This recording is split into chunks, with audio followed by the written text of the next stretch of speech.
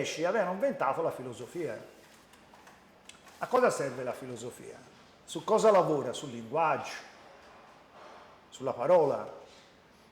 E la filosofia non usa occuparsi di cose quotidiane. La filosofia è speculativa. Speculativa vuol dire non andare a giocare in borsa. Speculativa vuol dire parlare di cose che non hanno attinenza con le tre dimensioni. Se io parlo di virtù, non in senso morale, parlo di virtù, parlo di intelligenza, parlo di anima, parlo di spirito, parlo di logos, non ho un riferimento. Non parlo della macchina, la gomma, la ruota di scorta, le ferie, no. Qualcosa che per l'area del linguaggio è molto pesante. Non puoi usare l'area del linguaggio per parlare di filosofia, devi usare altre aree, lobo frontale. Allora, un modo un po' traumatico di andare a bloccare queste cellule è lo stress portato agli eccessi. Se noi quando ci stressiamo, le ghiandole surrenali producono enormi quantità di ormoni dello stress, cortisolo e adrenalina, che interagiscono con la ghiandola pineale. La ghiandola pineale, se funzionasse bene, non funziona a nessuno. Inciso. La ghiandola pineale si chiama epifisi. Epifisi, in greco è epi, sopra, e physis è natura, oltre la natura. Ti permette di andare oltre gli eventi naturali, oltre lo spazio e il tempo. Nei libri di Castaneda questo lo fa il secondo anello del potere. Quindi quando si legge il secondo anello del potere, e tutta l'azione dell'uomo di conoscenza è depurare l'anello del potere, il secondo anello del potere, che lo mette in comunicazione alla quarta dimensione, di disincrostarlo da tutto quello che accade sul livello tridimensionale, crea incrostazioni a questo secondo anello del potere. Quindi la società, il vivere quotidiano crea queste incrostazioni. Il problema che la ghiandola pineale non funziona, cioè non risponde agli ormoni dello stress, è perché si incrosta. La ghiandola pineale si calcifica e è visibile alle radiografie. Se fare radiografia a una ghiandola pineale sana, non la vedi, è un palloncino con del liquido. Alla radiografia non compare, ma se è calcificata, tutti ce l'abbiamo calcificata, perché si crea questo calcare intorno per l'alimentazione di zuccheri, il telefonino, si calcifica e non risponde agli ormoni dello stress. Se risponde all'ormone dello stress, produce delle sostanze tipo chetamina che va a bloccare l'area del linguaggio, oltre che tutta la neocorteccia. Quindi in maniera naturale. Allora occorrono degli shock che nei libri di Castaneda vengono definiti gli agguati. Creiamoci un problema, non ci adattiamo alla nostra zona di comfort, voglio tutto precisino, no, devi imbatterti in eventi traumatici. Se la vita non te li propone, te li crei da te. Arte dell'agguato. Mi creo degli stress improvvisi, mi metto in situazioni anche insolubili da cui uscirò sicuramente, dice Don Juan, noi diamo il meglio di noi stessi quando abbiamo le spalle al muro. Io non voglio altro nella vita. Allora, cosa succede? Questo lo sanno i neurologi. Quando ci troviamo davanti a una situazione che non conosciamo, in attesa, per cui non abbiamo i software, le matrici pronte, gli algoritmi pronti, panico. Parte la pineale, cioè panico, partono gli ormoni dello stress, becca la pineale che produce queste sostanze che vanno a inibire la parte razionale e contemporaneamente si attiva il lobo frontale. Siamo nella condizione migliore. Troviamo le soluzioni, le soluzioni arrivano a noi, non dobbiamo più ragionare. Allora discorsi come sincronicità, serendipità, dice ma com'è che poi le cose paiono risolversi da sé? No, è il tuo nagual che agendo da un altro livello ti spiana la strada, ma non perché sei particolarmente bravo, intelligente, no, perché hai abbandonato ogni pretesa di poter fare da te, con la tua ragione. con la tua storia personale, questo è importantissimo. Cancellazione della storia personale. Non sei più, non devi essere la persona che è stata costruita dalla famiglia, dagli amici, dai maestri. Cancellazione della storia personale. Sparita. La dottoressa Jill Bolte Taylor, dice la scienziata, è morta il giorno dell'ictus.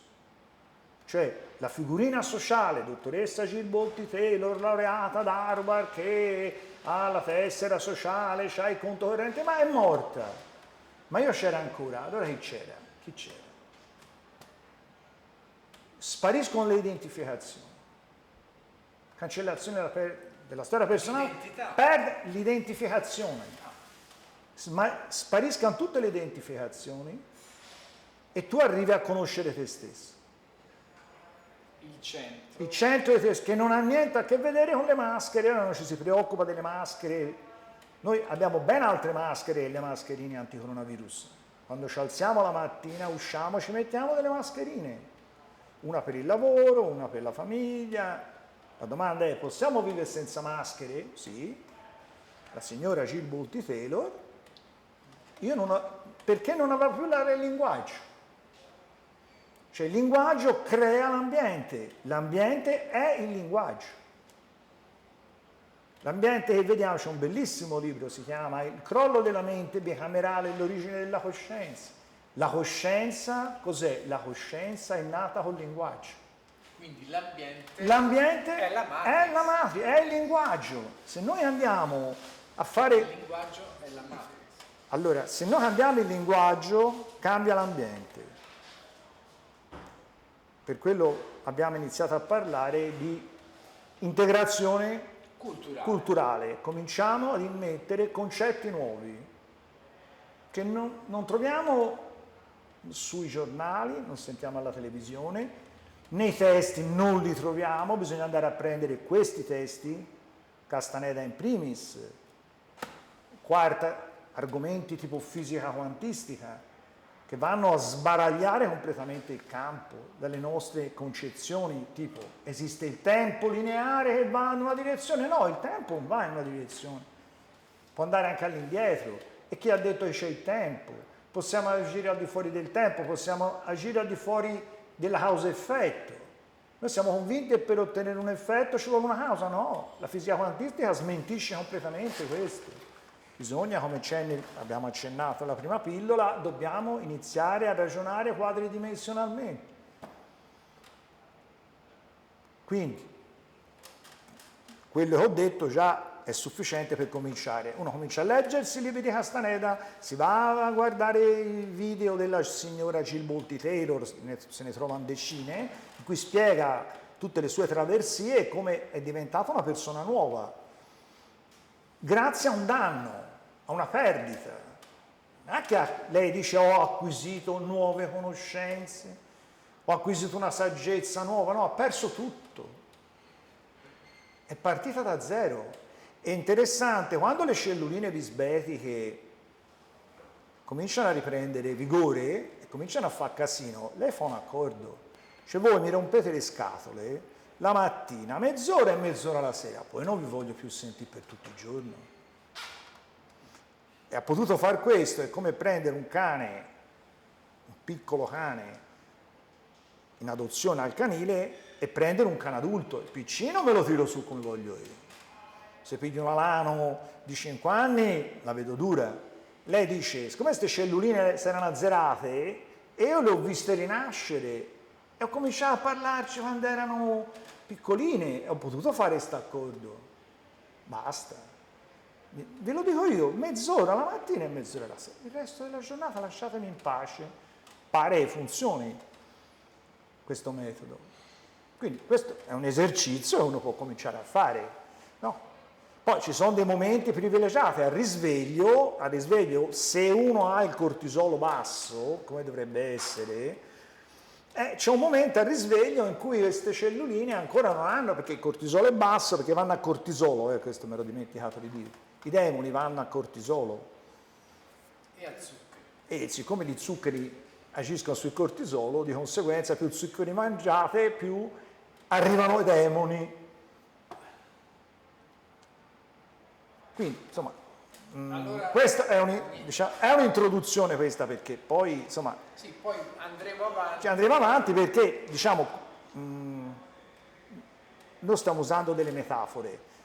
Abbiamo usato la metafora della neuroscienziata, abbiamo usato la metafora cinematografica, abbiamo usato la metafora Castaneda, benissimo, possiamo usare una metafora di tipo religioso, i mistici, la mistica, mal vista da tutte le tradizioni istituzionalizzate, i mistici, che siano i sufi musulmani, l'Islam o che siano i mistici cattolici, sono visti male, perché parlano di questo, quello di cui parla il Vangelo. Gesù dice, io vi voglio portare da un'altra parte, dove? Non sono di questo Io non so, il mio regno non è di questo mondo.